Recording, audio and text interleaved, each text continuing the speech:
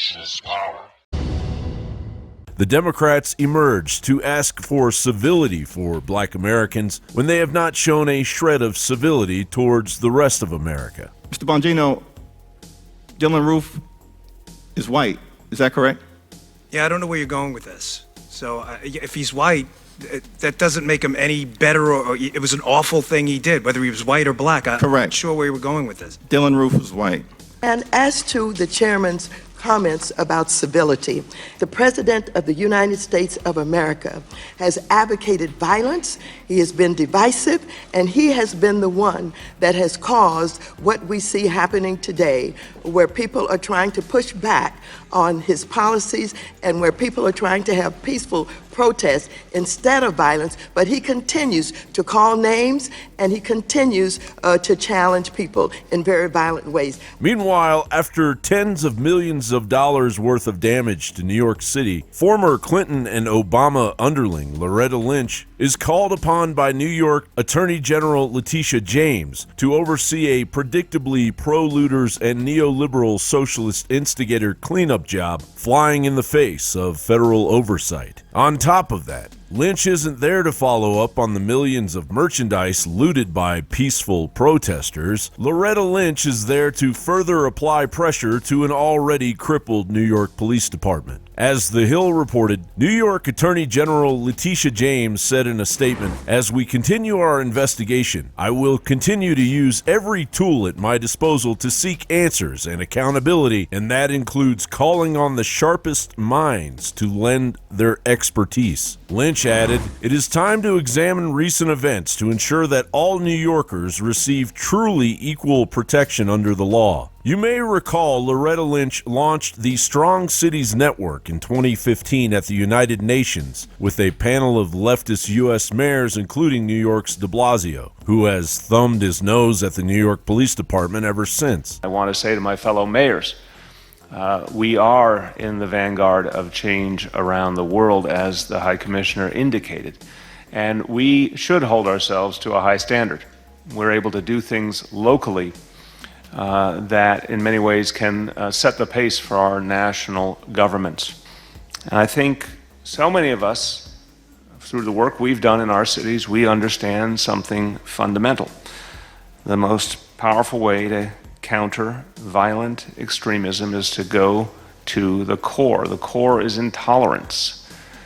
When we address intolerance, when we undermine intolerance in the process, we undermine extremism and violence.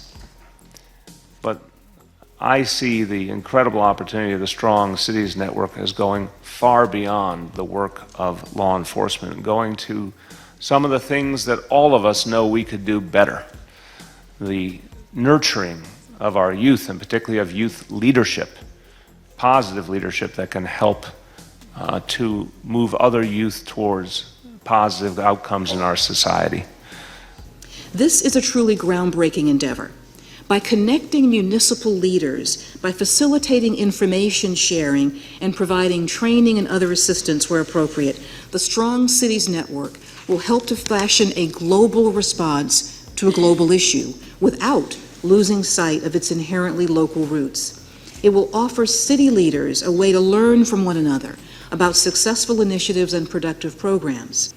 By connecting these localities to one another, as this network, the Strong Cities Network, is doing, we will not only have a powerful way to lift up our communities worldwide, we will send a message from all of our voices about who we are and about what we aspire to be as an alliance of nations and a global community. The Strong Cities Network is a network focused on supporting cities to prevent all forms of violent extremism. It is important to remember that while attention is currently focused on ISIS and the challenge of foreign fighters, the threat of other forms of violent extremism, not least extreme right-wing groups, remain critical and of critical concern to local authorities around the world and the communities that they represent. That level of Islamophobia, that level of racism, that level of xenophobia creates its own counter-movement that we have to look out for. It's a challenge to American safety because it's animating other kinds of extremism and other kinds of violence against people of color and against folks who follow Islam.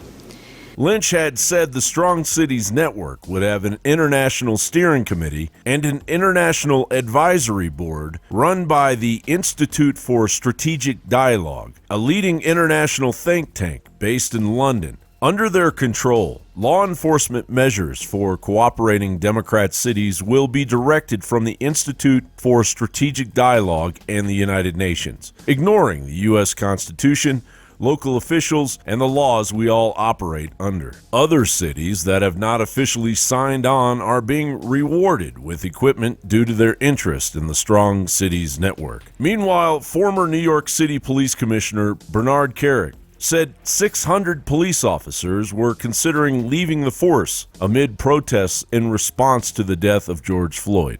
All right, Commissioner Kerik, how many police officers are in the hospital right now that the mainstream media is not talking about?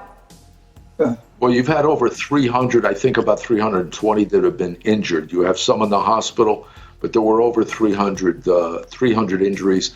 And the thing that scares me, Judge, I'm hearing close to 600 cops have either put in their papers or they're talking to the department about resigning or retiring. While Mayor de Blasio unveiled a few reforms to the New York Police Department at the urging of a task force on racial inclusion, of which his wife is co-chairwoman, redirecting money from the police department to youth programs is among the proposed changes. The budget of the New York Police Department was nearly $6 billion in 2019. And now New York Comptroller Scott Stringer is calling for $1.1 billion to be cut from the New York Police Department budget over 4 years. How convenient that the New York Police Department would be targeted by Loretta Lynch's United Nations Police Force Steering Committee. It appears that defunding the police is simply the beginning, as Democrat cities are transforming their local police forces into internationally interested United Nations armies that will crush any that oppose the will of the totalitarian left and its dismantling of America. John Bound reporting.